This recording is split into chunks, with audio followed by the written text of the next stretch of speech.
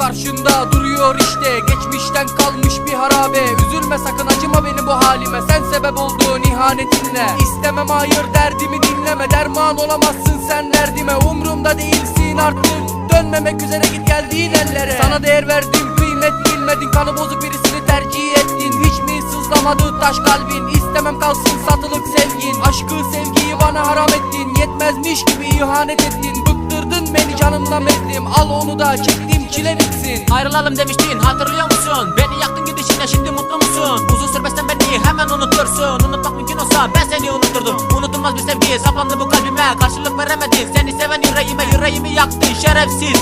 Ben seni sevdim ölümüne, böyle çekip gidişim benim ölümüm olur. Dostum kalmadı hiç, dostlarına düşman olur. Bu koskoca dünyada dertler hep beni mi bulur? Derdime dert kattın sen, ölüm kurtuluşum olur. Deli gibi sevmiştim, kıymetimi bilmedin. Acı sapladın kalbime, acısını ben çektim. Yıktın hayatımı sen kahpe, Kalbimi ben sana vermiştim. sen bu kadar kalpsiz olamazsın. Şerefini 3 kuruşa satamazsın. İnkar etmem, beni kandırdın. Şeytan yüzüne bakıp aldandım. Bir gülüşün bir öpüşün, seni seviyorum aşkım değişine bağlandım. Sen beni yaktın, tek dileğim Allah da seni böyle yaksın. Seni tanıdığım güne lanet olsun, senin de hayatın sana haram olsun. Bütün hayallerin kabusa dönsün, umutların birer birer solsun. Aldanma sakın, sen de bir kulsun. Ölünce kalmaz belende ruhum, bedenimi esir aldın zalim. Adını kalbimden sildim.